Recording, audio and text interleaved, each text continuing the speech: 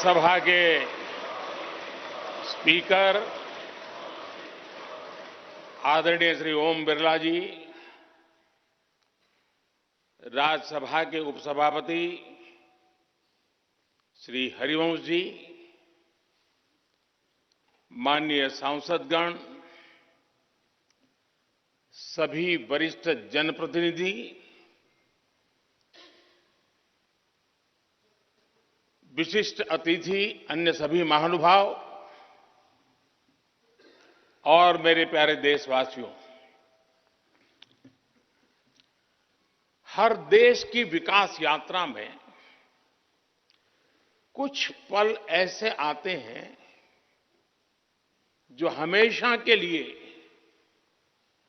अमर हो जाते हैं।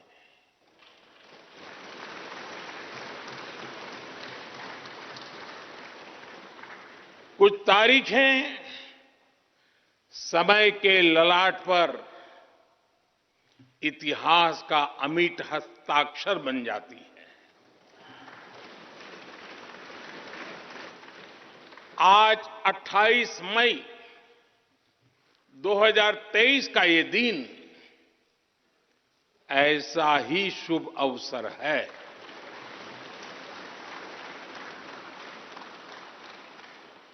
देश आजादी के 75 वर्ष होने पर अमृत महोत्सव मना रहा है। इस अमृत महोत्सव में भारत के लोगों ने अपने लोकतंत्र को संसद के इस नए भवन का उपहार दिया है।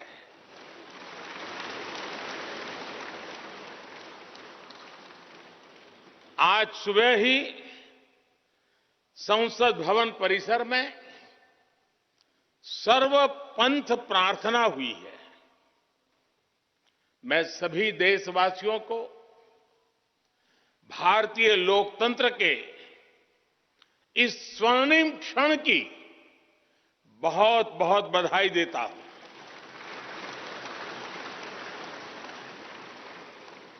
साथियों, ये सिर्फ एक भवन नहीं है,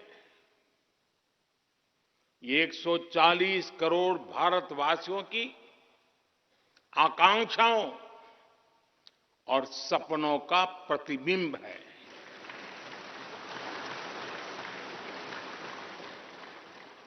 ये विश्व को भारत के दृढ़ संकल्प का संदेश देता हमारे लोकतंत्र का मंदिर है।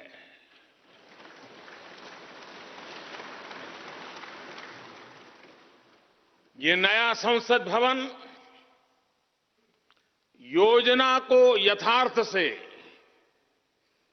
नीति को निर्माण से, इच्छा शक्ति को क्रिया शक्ति से, संकल्प को सिद्धि से जोड़ने वाली अहम कड़ी साबित होगा।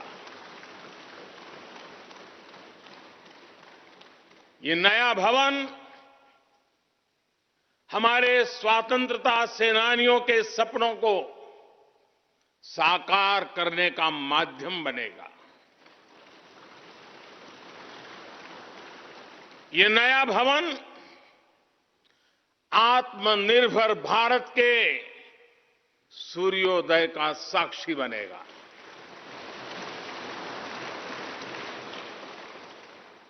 ये नया भवन विकसित भारत के संकल्पों की सिद्धि होते हुए देखेगा।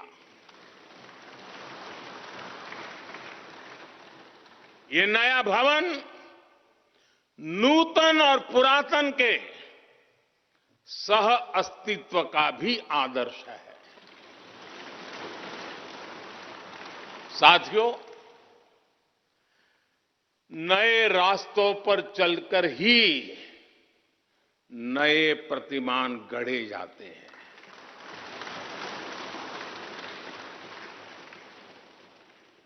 आज नया भारत नए लक्ष्य तय कर रहा है, नए रास्ते गढ़ रहा है। नया जोश है, नया उमंग है, नया सफर है, नई सोच है।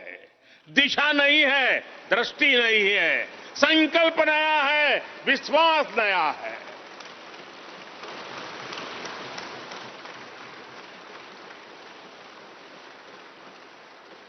और आज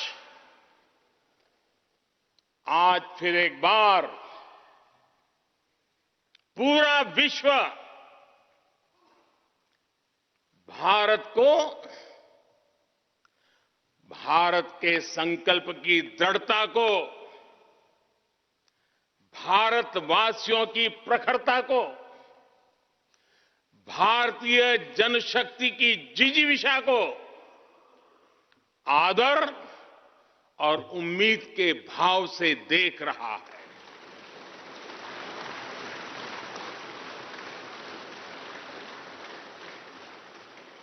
जब भारत आगे बढ़ता है तो विश्व आगे बढ़ता है।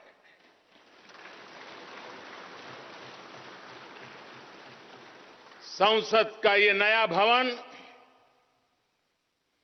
भारत के विकास से विश्व के विकास का भी आह्वान करेगा।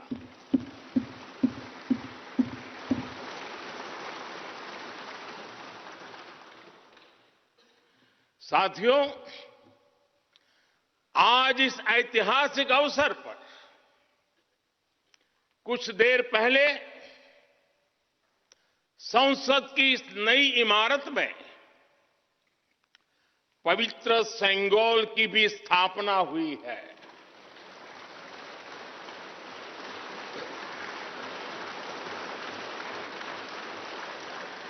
महान चोल साम्राज्य में सेंगोल को कर्तव्य पथ का, सेवा पथ का, राष्ट्र पथ का प्रतीक माना जाता था।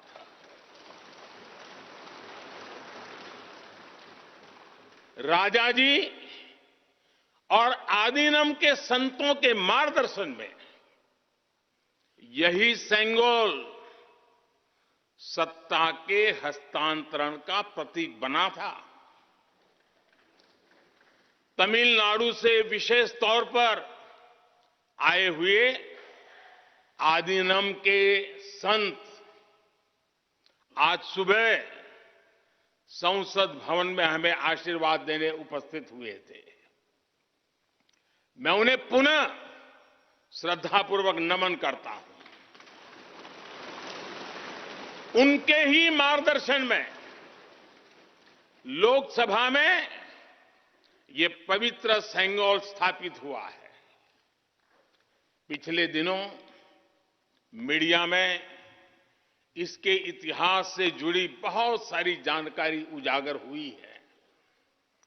मैं इसके विस्तार में नहीं जाना चाहता हूं, लेकिन मैं मानता हूं ये हमारा सौभाग्य है कि इस पवित्र सेंगोल को हम उसकी गरिमा लौटा सके हैं, उसकी मान मर्यादा लौटा सके हैं। जब भी इस संसद भवन में कार्यवाही शुरू होगी, ये सेंगोल हम सभी को प्रेरणा देता रहेगा। साथियों, भारत एक लोकतांत्रिक राष्ट्र ही नहीं बल्कि लोकतंत्र की जननी भी है, मदर ऑफ डेमोक्रेसी भी है। भारत आज वैश्विक लोकतंत्र का भी बहुत बड़ा आधार है। लोकतंत्र हमारे लिए सिर्फ एक व्यवस्था नहीं, एक संस्कार है, एक विचार है, एक परंपरा है। हमारे वेद हमें सभाओं और समितियों के लोकतांत्रिक आदर्श सिखाते हैं। महाभारत जैसे ग्रंथों में गणों और गणतंत्रों की व्यवस्था का उल्लेख मिलता है। हमने वैशाली जैसे गणतंत्रों को जीकर दिखाया है। हमने भगवान बसवेश्वर के अनुभव मंटपा को अपना गौरव माना है। तमिलनाडु में मिला 900 ईस्वी का शिलालेख आज भी हर किसी को हैरान कर देता है। हमारा लोकतंत्र ही हमारी प्रेरणा है। हमारा संविधान ही हमारा संकल्प है। इस प्रेरणा, इस संकल्प की सबसे श्रेष्ठ प्रतिनिधि अगर कोई है तो ये हमारी संसद है। और ये संसद देश की जिस समृद्ध संस्कृति का प्रतिनिधित्व करती है, उसका उद्घोष करती है। शेते निपद्यमानस्य, शेते निपस्य मानस्य चराति चर्त भगः चरैवेति चरैवेति चरैवेति।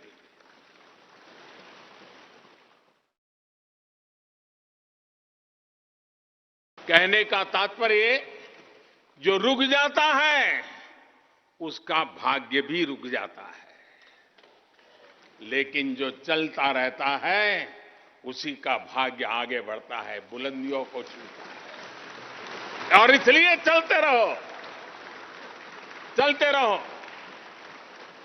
गुलामी के बाद हमारे भारत ने बहुत कुछ खोकर अपनी नई यात्रा शुरू की थी। वो यात्रा कितने ही उतार चढ़ावों से होते हुए, कितनी ही चुनौतियों को पार करते हुए आजादी के अमृत काल में प्रवेश कर चुकी है। आजादी का ये अमृत काल विरासत को सहेजते हुए विकास के नए आयाम गढ़ने का अमृत काल है। आजादी का ये अमृत काल देश को नई दिशा देने का अमृत काल है। आजादी का ये अमृत काल अनंत सपनों को, असंख्य आकांक्षाओं को पूरा करने का अमृत काल है। इस अमृत काल का आह्वान है, इस अमृत काल का आह्वान है मुक्त मातृभूमि को, मुक्त मातृभूमि को नवीन प्राण चाहिए, नवीन पर्व के लिए नवीन प्राण चाहिए। मुक्त गीत हो रहा, मुक्त गीत हो रहा नवीन राग चाहिए, नवीन पर्व के लिए नवीन प्राण चाहिए।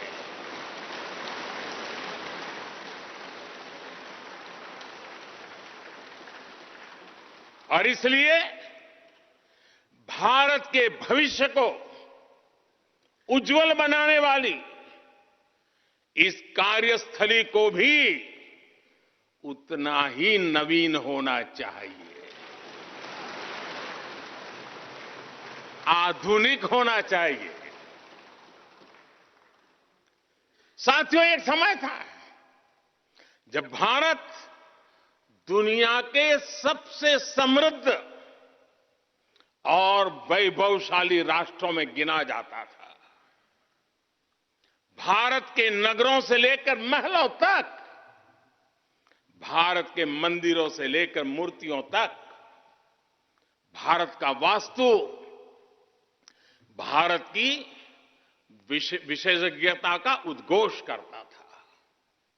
सिंधु सभ्यता के नगर नियोजन से लेकर मौर्यकालीन स्तंभों और स्तूपों तक, चोल शासकों के बनाए भव्य मंदिरों से लेकर जलाशयों और बड़े बांधों तक भारत का कौशल विश्व भर से आने वाले यात्रियों को हैरान कर देता था।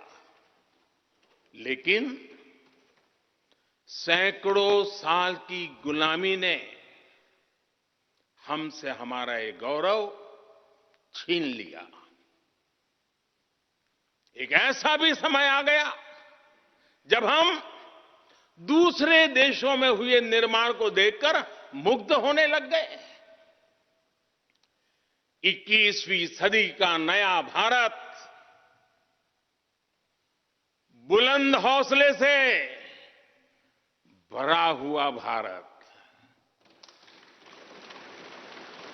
अब गुलामी की उस सोच को पीछे छोड़ रहा है। आज भारत प्राचीन कला की उस गौरवशाली धारा को एक बार फिर अपनी तरफ मोड़ रहा है और संसद की ये नई इमारत इस प्रयास का जीवंत प्रतीक बनी है। आज नए संसद भवन को देखकर हर भारतीय गौरव से भरा हुआ है। इस भवन में विरासत भी है, वास्तु भी है, इसमें कला भी है, कौशल भी है, इसमें संस्कृति भी है और संविधान के स्वर भी है। आप देख रहे हैं कि लोकसभा का आंतरिक हिस्सा, यहां भी देखिए, यहां भी देखिए, राष्ट्रीय पक्षी मोर पर आधारित है। राज्यसभा का आंतरिक हिस्सा राष्ट्रीय फूल कमल पर आधारित है और संसद के प्रांगण में हमारा राष्ट्रीय वृक्ष बरगद भी है। हमारे देश के अलग अलग हिस्सों की जो विविधता है, इस नए भवन ने उन सबको समाहित किया है। इसमें राजस्थान से लाए गए ग्रेनाइट और बलुआ पत्थर लगाए गए हैं। ये जो लकड़ी का काम आप देख रहे हैं ना, वो महाराष्ट्र से आई है। यूपी में भदोही के कारीगरों ने इसके लिए अपने हाथ से कालीनों को बुना है। एक तरह से इस भवन के कण कण में हमें एक भारत श्रेष्ठ भारत की भावना के दर्शन। साथियों, संसद के पुराने भवन में सभी के लिए अपने कार्यों को पूरा करना कितना मुश्किल हो रहा था, ये हम सभी जानते हैं। टेक्नोलॉजी से जुड़ी समस्याएं थी, बैठने की जगह से जुड़ी चुनौती थी। इसलिए ही बीते 1.5-2 दशकों से ये चर्चा लगातार हो रही थी कि देश को एक नए संसद भवन की आवश्यकता है। और हमें ये भी देखना होगा कि आने वाले समय में सीटों की संख्या बढ़ेगी, सांसदों की संख्या बढ़ेगी, वो लोग कहां बैठते हैं? और इसलिए ये समय की मांग थी कि संसद की नई इमारत का निर्माण किया जाए। और मुझे खुशी है कि भव्य इमारत आधुनिक सुविधाओं से पूरी तरह लैस है। आप देख रहे हैं कि इस समय भी इस हॉल में सूरज का प्रकाश सीधे आ रहा है। बिजली कम से कम खर्च हो, हर तरफ लेटेस्ट टेक्नोलॉजी वाले गैजेट्स हों, इन सभी का इसमें पूरा ध्यान रखा गया है। साथियों, आज सुबह ही मैं इस संसद भवन को बनाने वाले श्रमिकों के एक समूह से मिला हूं। इस संसद भवन ने करीब 60,000 श्रमिकों को रोजगार देने का भी काम किया है। उन्होंने इस नई इमारत के लिए अपना पसीना बहाया है। मुझे खुशी है कि इनके श्रम को समर्पित एक डिजिटल गैलरी भी संसद में बनाई गई है और विश्व में शायद ये पहली बार हुआ होगा। संसद के निर्माण में अब उनका योगदान भी अमर हो गया है। साथियों, कोई भी एक्सपर्ट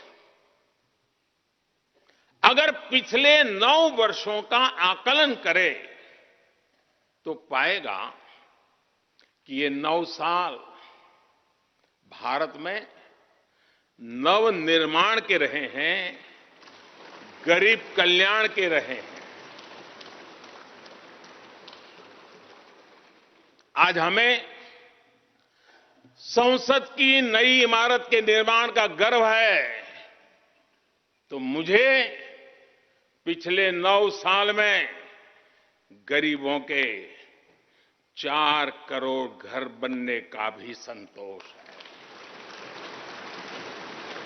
आज जब हम इस भव्य इमारत को देखकर अपना सर ऊंचा कर रहे हैं, तो मुझे पिछले 9 साल में बने 11 करोड़ शौचालयों का भी संतोष है, जिन्होंने महिलाओं की गरिमा की रक्षा की, उनका स्तर ऊंचा कर दिया। आज जब हम इस संसद भवन में सुविधाओं की बात कर रहे हैं, तो मुझे संतोष है कि पिछले 9 साल में हमने गांवों को जोड़ने के लिए 4 लाख किलोमीटर से भी ज्यादा सड़कों का निर्माण किया।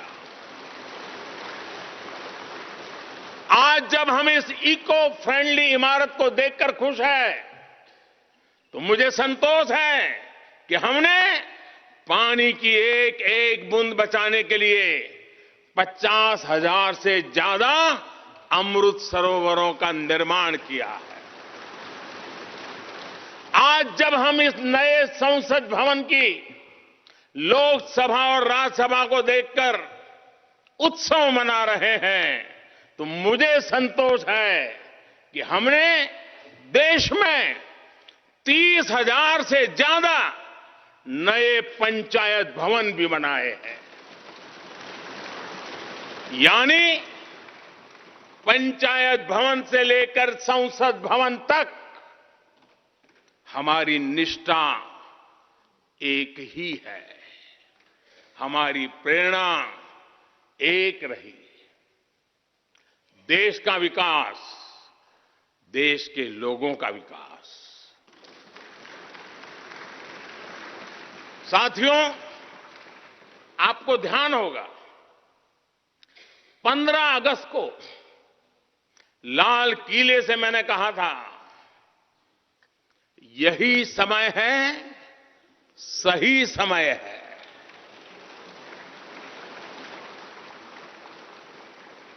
हर देश के इतिहास में ऐसा समय आता है जब देश की चेतना नए सिरे से जागृत होती है। भारत में आजादी के 25 साल पहले, 47 के पहले 25 साल याद कीजिए, आजादी के 25 साल पहले ऐसा ही समय आया था। गांधी जी के असहयोग आंदोलन ने पूरे देश को एक विश्वास से भर दिया था। गांधी जी ने स्वराज के संकल्प से हर भारतवासी को जोड़ दिया था। ये वो दौर था जब हर भारतीय आजादी के लिए जी जान से जुट गया था। इसका नतीजा हमने 1947 में भारत की आजादी के तौर पर देखा। आजादी का ये अमृतकाल भी भारत के इतिहास का ऐसा ही पड़ाव है। आज से 25 साल बाद भारत अपनी आजादी के 100 वर्ष पूरे करेगा। हमारे पास भी 25 वर्ष का अमृत कालखंड है। इन 25 वर्षों में हमें मिलकर भारत को विकसित राष्ट्र बनाना है।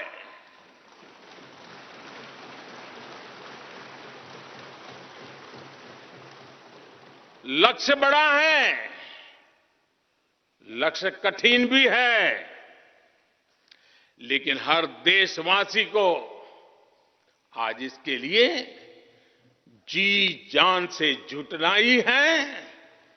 नए प्रण लेने हैं, नए संकल्प लेने हैं, नई गति पकड़नी है।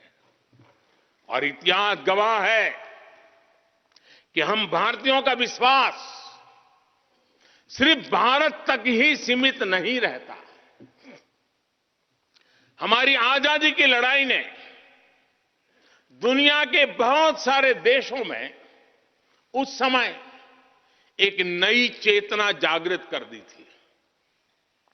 हमारी आजादी की लड़ाई से भारत तो आजाद हुआ ही, साथ ही कई देश आजादी की राह पर चल पड़े। भारत के विश्वास ने दूसरे देशों के विश्वास को सहारा दिया था। और इसलिए भारत जैसा विविधता से भरा देश, इतनी बड़ी आबादी वाला देश, इतनी सारी चुनौतियों से लड़ने वाला देश जब एक विश्वास के साथ आगे बढ़ता है तो इससे दुनिया के अनेक देशों को प्रेरणा भी मिलती है। भारत की हर सफलता आने वाले दिनों में दुनिया के अलग अलग भूभाग में अलग अलग देशों की सफलता के रूप में प्रेरणा का कारण बनने वाली है।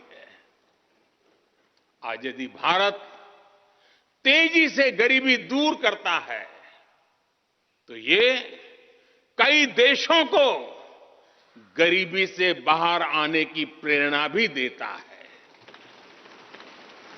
भारत का विकसित होने का संकल्प कई और देशों का संबल बनेगा।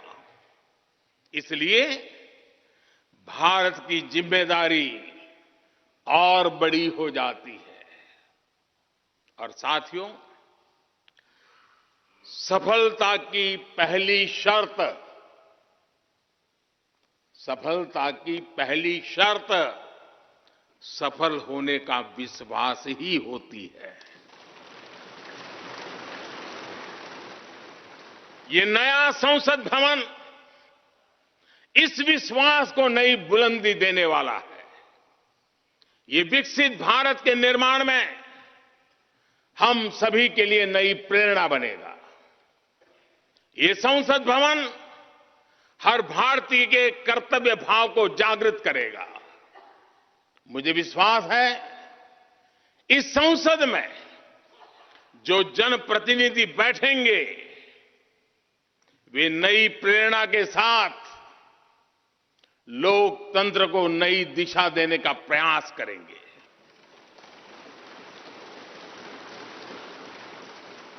हमें नेशन फर्स्ट की भावना से आगे बढ़ना होगा। इदम राष्ट्राय इदम न मम। हमें कर्तव्य पथ को सर्वोपरि रखना होगा। कर्तव्यमेव कर्तव्यम अकर्तव्यम न कर्तव्यम। हमें अपने व्यवहार से उदाहरण प्रस्तुत करना होगा। यद यदाचरति श्रेष्ठ तत्देव इतरो जनः। हमें निरंतर खुद में सुधार करते रहना होगा। उद्धरेत आत्मना आत्मानाम। हमें अपने नए रास्ते खुद बनाने होंगे। अपदीवो भव। हमें खुद को खपाना होगा, तपाना होगा। तपसो ही परम नास्ति तपसा विंदते महत। हमें लोक कल्याण को ही अपना जीवन मंत्र बनाना होगा। लोकहितम मम करणीयम। जब संसद के इस नए भवन में हम अपने दायित्वों का ईमानदारी से निर्वहन करेंगे तो देशवासियों को भी नई प्रेरणा मिलेगी। साथियों, दुनिया के सबसे बड़े लोकतंत्र को यह नई संसद एक नई ऊर्जा और नई मजबूती प्रदान करेगी। हमारे श्रमिकों ने अपने पसीने से इस संसद भवन को इतना भव्य बना दिया है। अब हम सभी सांसदों का दायित्व है कि इसे अपने समर्पण से और ज्यादा दिव्य बनाएंगे।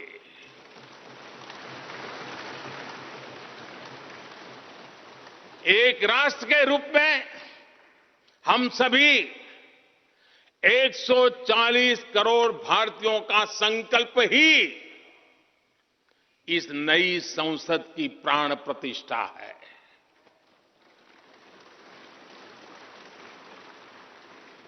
यहां होने वाला हर निर्णय आने वाली सदियों को सजाने संवारने वाला है। यहां होने वाला हर निर्णय आने वाली पीढ़ियों को सशक्त करने वाला होगा।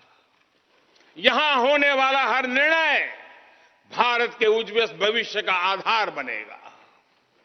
गरीब, दलित, पिछड़ा, आदिवासी, दिव्यांग समाज के हर वंचित परिवार के सशक्तिकरण का, वंचितों को वरीयता का रास्ता यहीं से गुजरता है। इस नए संसद भवन की हर ईंट, हर दीवार, इसका कण कण गरीब के कल्याण के लिए समर्पित है।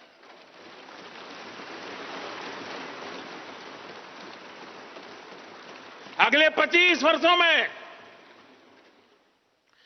संसद के इस नए भवन में बनने वाले नए कानून भारत को विकसित भारत बनाएंगे। इस संसद में बनने वाले कानून भारत को गरीबी से बाहर निकालने में मदद करेंगे। इस संसद में बनने वाले कानून देश के युवाओं के लिए, महिलाओं के लिए नए अवसरों का निर्माण करेंगे। मुझे विश्वास है संसद का यह नया भवन नए भारत के सृजन का आधार बनेगा। एक समृद्ध, सशक्त और विकसित भारत नीति, न्याय, सत्य, मर्यादा और कर्तव्य पथ पर और सशक्त होकर चलने वाला भारत। मैं समस्त भारतवासियों को नए संसद भवन की फिर से बहुत बहुत बधाई देता हूं। धन्यवाद।